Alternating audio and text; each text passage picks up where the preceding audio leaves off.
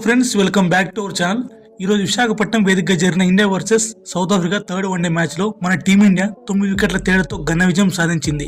ఈ విజయంలో మన టీమిండియా 2-1 తేడాతో సిరీస్ గెలుచుకుంది.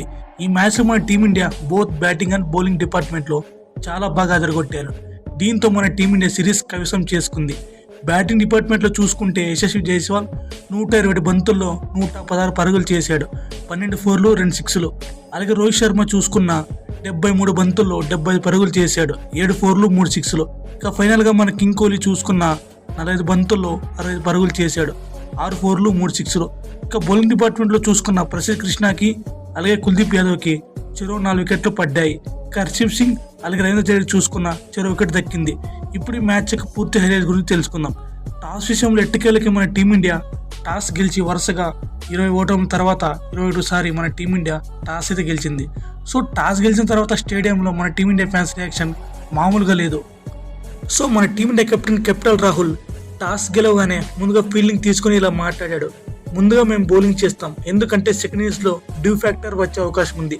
సో మొదట సౌత్ ఆఫ్రికా టీం 300 ఆర్ 350 చేసినా మేము కంఫర్ట్గా చేయడానికి అవకాశం ఉంటుందని ఇలా మాట్లాడాడు. ఇక మన టీమిండియా ప్లేయింగ్ 11 ఒకసారి చూసుకుంటే ఒక మార్పు చేశారు. వాషింగ్టన్ ప్లేస్లో తిలక్ వర్మ వచ్చాడు, అంతే. సేమ్ సౌత్ ఆఫ్రికా ప్లేయింగ్ 11 చూసుకున్న 2 మార్పులు జరిగాయి.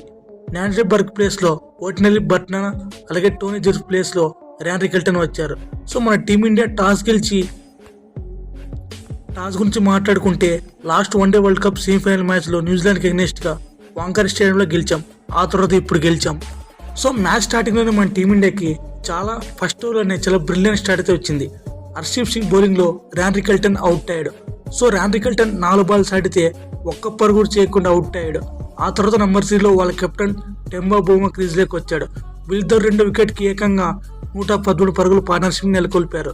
48 పరుగుల వద్ద బాగా ఆడుతున్న టెంబా బౌమా వికెట్ జడేజా తీసి మన టీమిండియాకి బ్రేక్ త్రూ ఇచ్చాడు. మెయిన్లీ మన టీమిండియా బౌలింగ్ డిపార్ట్మెంట్లో ప్రసిద్ధ్ కృష్ణ చాలా అంటే చాలా బాగా వేశాడు. మెయిన్లీ బాగా ఆడుతున్న మ్యాథ్యూ బ్రిడ్జ్కిను 24 పరుగుల వద్ద అవుట్ చేశాడు. ఆ తర్వాత సెంచరీతో చెలరేగిపోయిన క్వింటన్ డికాక్ను కూడా 106 పరుగుల వద్ద ప్రసిద్ధ్ కృష్ణ అవుట్ చేశాడు. మన సెకండ్ వన్డే మ్యాచ్లో రాయ్పూర్ మ్యాచ్లో బౌలింగ్ సరిగ్గా చేయలేదని చాలా విమర్శలు పొందిన ప్రసిద్ధ్ కృష్ణ ఈ థర్డ్ వన్డే మ్యాచ్లో మంచి బౌలింగ్ వేసి ప్రశంసలు అందుకున్నాడు. ఇక అదనంలో కుల్దీప్ యాదవ్ చూసుకున్న 4 వికెట్లు పడగొట్టి మన టీంని గెలవడంలో చాలా కీలక పాత్ర పోషించాడు. అలాగే సౌత్ ఆఫ్రికా టీం 50 ఓవర్లు ముగిసేసరికి 276 పరుగులకి ఆల్అౌట్ అయింది. ఇక 277 పరుగులు టార్గెట్ దిగిన మన టీమిండియాకి చాలా మంచి స్టార్ట్ వచ్చింది. మన ఓపెనర్స్ కంగారు పడకుండా పిచ్ అలాగే ఓవర్స్ తగ్గట్టుగా చాలా నెమ్మదిగా ఇన్నింగ్స్ స్టార్ట్ చేశారు. మెల్లిమెల్లిగా పుంజుకొని చాలా పవర్ఫుల్ బ్యాటింగ్ చేశారు. బోత్ రోహిత్ అలాగే జైస్వాల్ చాలా పవర్ఫుల్ బ్యాటింగ్ చేశారు. వీళ్ళిద్దరూ కలిసి మొదటి వికెట్కు ఏకంగా 155 పరుగుల పార్ట్నర్షిప్ నెలకొల్పారు.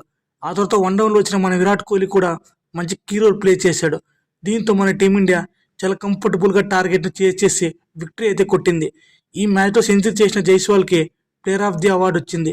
అలాగే ఈ టోర్నమెంట్లో ఎక్కువ రన్స్ చేసిన విరాట్ కోహ్లీకి ప్లేయర్ ఆఫ్ ది టోర్నమెంట్ వచ్చింది. ఫ్రెండ్స్, ఈ రోజు చివరకు చూసినందుకు very very thankful to you. Friends, క్రికెట్కి సంబంధించి అప్డేట్స్ రెగ్యులర్గా పొందాలంటే ఇప్పుడే మన యూట్యూబ్ ఛానల్ని సబ్స్క్రైబ్ చేసుకోండి. Thank you for watching. Have a good day.